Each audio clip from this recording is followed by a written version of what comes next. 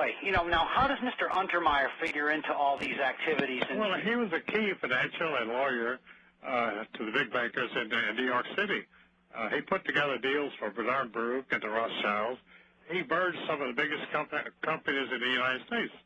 And he charged enormous fees, $2 or $3 billion a fee, and he became a multi-billionaire many times over. He lived like a king. He had 60 gardeners at his estate outside of New York City. Jesus. Well, he comes back from his European visit in '33, announcing to the Jewish group that was the Zionist group that was meeting that day that he was successful in beginning the destruction of the German people, and that he was working on that boycott of their products.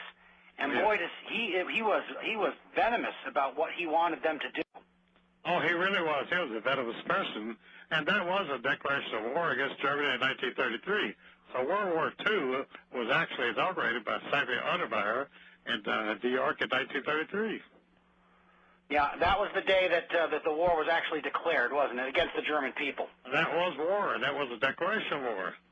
Now, the fact that Hitler was stupid enough, or did he not, or did he know, that he was making a deal with Stalin not to have a non-aggression pact, and then turned around and went against that. Why? They were both being supported by the same group. Stalin had his Zionist money supporters, and so did Hitler. Well, because anybody that these people support, they support you in a given territory, but you cannot encroach on somebody else's territory. You see, when Hitler invaded Russia in June 1941, it was to stop Stalin from invading Germany in 1941, because Stalin had already committed all of his troops to attack Germany in September of 41. So Barbarossa was a plan to beat Stalin to the attack. That's right. It was a blitzkrieg, which is intended to be launched before Stalin hit him. It was rival gangs fighting over the same territory. And both of them being financed, again, two sides of a war, being financed by the same megalomaniacs. Oh, yes. Well, you cannot really have a war unless you finance both sides, because it's very hard to start wars. Most people don't want to go to war, and therefore you have to finance two sides to get them to fight each other. Is that happening in Iraq right now? Oh, certainly. We were dealing with Iraq all along. Saddam Hussein was on the CIA payroll for 40 years, and the Bushes supported him all the way. Now, who's in charge of America right now? I know George Bush and family are just underlings of these people. Oh, yeah, they're lackeys. I used to tell people that the Rothschilds financed the Harrimans and the Union Pacific Railroad, and they financed John C. Rockefeller and Standard Oil. So they were just puppets of the Rothschilds. And they're not even way up on the food chain, are they? Oh, no. In fact, I don't think they participate in the important councils at all. They just do what they're told. Uh-huh. And who are some of the others that are doing it today in our country? Well, it's the old families. There's 5 Italian families that have controlled the papacy since 1825. It was the Medici and 3 or 4 other families. They're well known in Italy. But who's in control of the United States right now, Eustace? Well, when you look at it, it almost looks like nobody is in control. The American people certainly are in control. They're totally out of control. Well, but I mean, what families right now are controlling the strings? Well, it's right out of Europe and the Rothschilds, but the families they're usually here are the Schiffs and the Warburgs and the Rockefellers and people like that. And how about the Goldmans and the Lehmans and the Kahn and Stern? They're all Wall Street stooges, that's all they are. They're just brokers on Wall Street. They don't have any real power. They make a lot of money. They make $100 million a year apiece, but they don't really have any power. No, the decisions are made from higher up. And really the higher up is between Warburg and Rothschild. Oh, that's exactly right. You're talking business now. And those families intermarry, don't they? They do. They intermarry constantly. And in fact, They were more conscious of marriages as the royal families of Europe. Any marriage between members of those families is a business merger. That's all it is. Really? And who is the lead component of that family today?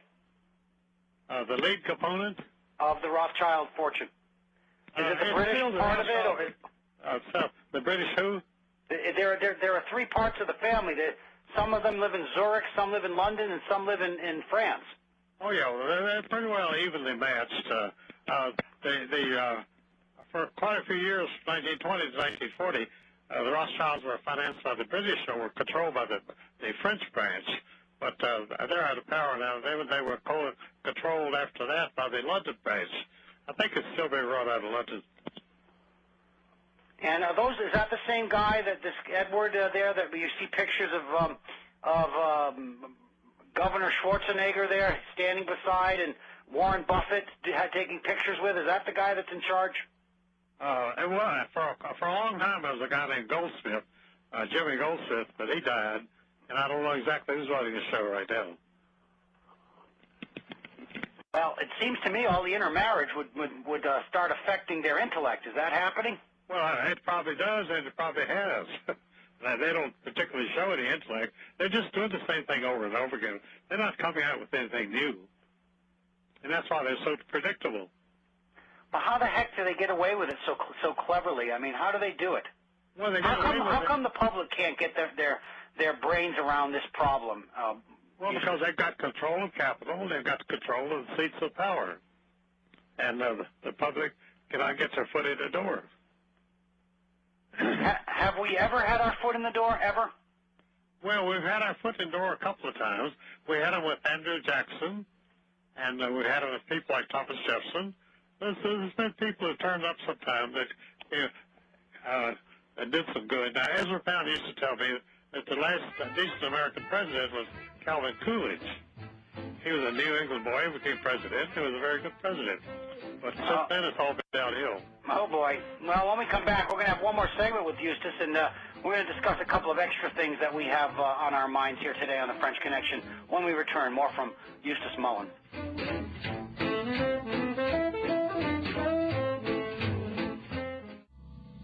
Baby, do I feel high? Oh, me, oh, my. And, ladies and gentlemen, we're going to smooth our way right into this next long segment and then let my good friend Eustace Mullins go for his rest of his day in peace. Eustace, I want to talk to you about where we are in this fight, and are we getting traction? I mean, I understand from my efforts that they are very worried about what I'm doing. There are many others waking up. I can tell you before I started fighting this particular part of the battle with Eric Hufschmidt, very few people could get away with talking about this without being completely mobbed by the ADL and the JDO. Oh, that's true.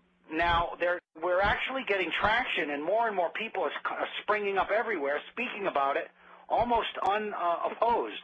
Is that bizarre? It's not bizarre. It's inevitable. They've been getting away with murder for years. They've been covering up all this criminal activity and hoodwinking the American people who absolutely been bamboozled into going like pet dogs after anybody that the Zionists want to sickle on. And I went through that over the last 60 years. You're going through it. But what happened was the Internet. And there's stuff coming out every day on the Internet that's really turning the world around. And you think this is going to be their undoing, is the Internet? Oh, it certainly is, because people are finding an outlet there, and they're deserting the media. They won't look at television. And I know people in Phoenix, Arizona, and Atlanta, Georgia, spend all day doing email, corresponding with people. There's just a heck of a lot going on. There is, isn't there? Oh, there is. Well, you know, they can shut the Internet down. What would that do to this movement? To communist Russia and make it live behind closed walls like they did for China as well. Well, I mean, that is exactly what they're doing. Are they going to get away with it? No, they won't get away with it, because people still have some desire to live. They're not all afflicted with the death wish. And people have been asking me at my lectures for 40 years, they say, when is the crash coming? When is the crash coming? Because they've been mind conditioned to expect a crash. Mm-hmm. And so they prepare them for the crash. Whenever they ask me when the crash is coming, I'd say as soon as the government stops printing counterfeit money. Because this economy functions entirely on counterfeit money, and that's all that keeps it going from day to day. And without the counterfeit money, it would all crash tomorrow. Well, what happens if the trading partners, such as China, no longer buy the treasury bills that they're printing for $3 billion a day to finance their future debt? What happens if they say, no, we don't think that that's a very good purchase? What will happen? Well, nobody is independent. These things are all controlled. China's just as controlled as the United States. So they'll keep on doing it as long as they're told to.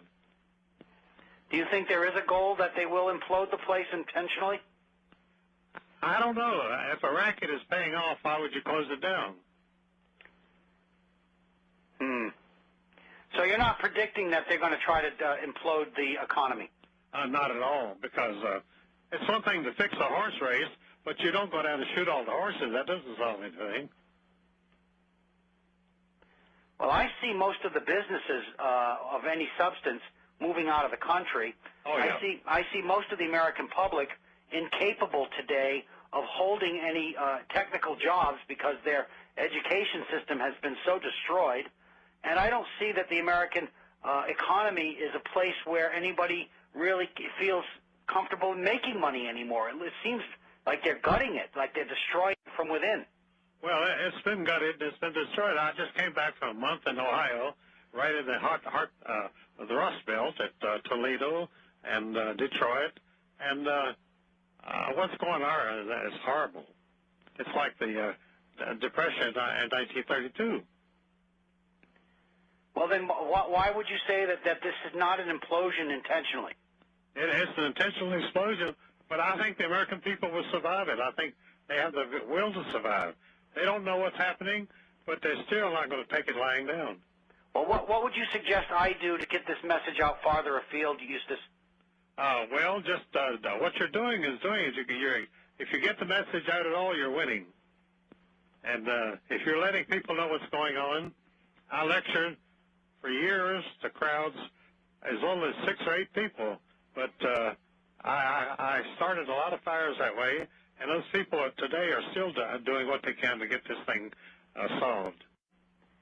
Well, I'm doing it because I woke up to the fact that I saw what our future was, and, well, worse than that, Eustace, I woke up finding out that everything I believed in was a lie. Oh, yeah. Well, that's the starting place for everybody. You realize it's all lies, and you got to start looking for the truth. And, boy, it's been a long, hard journey. Oh, it's tough. I've been to the roof. When you start looking for the truth, the roof falls on you. But if you survive that, you can keep going. Well, you know, you would hope so until all the dogs are called out on you, Eustace, and you start getting worried and they pick through your rubbish can and stuff, you know? Oh, yes. They know how to give you the full treatment.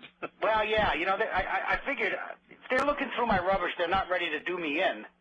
What they're willing to do is probably try to find ways to destroy me with what they find in my trash, I guess. I don't know. Well, they use anything they can, and they don't quit either. That's the thing about it. They won't quit. Well, I guess then I can't quit either. You can't, because they force you to fight whether you want to fight or not. Well, Eustace, do you have any suggestions for my listeners and what you would get them to get motivated to fight this further? Well, you know, we're on the verge of a revolution right now. This country is about to have the biggest waking up since 1776. And it's going to come, whether you want it or try to stop it or anything else. And it's on its way. America has always been the greatest country in the world, and it's amazing that the American people have survived all of the misery and lies and everything that they've been inundated with since 1900. But they're still going. The American people are still sound. It's an amazing situation. So you're very hopeful then? I'm very optimistic. Well, good. And he's been big up at the Rust Belt in Ohio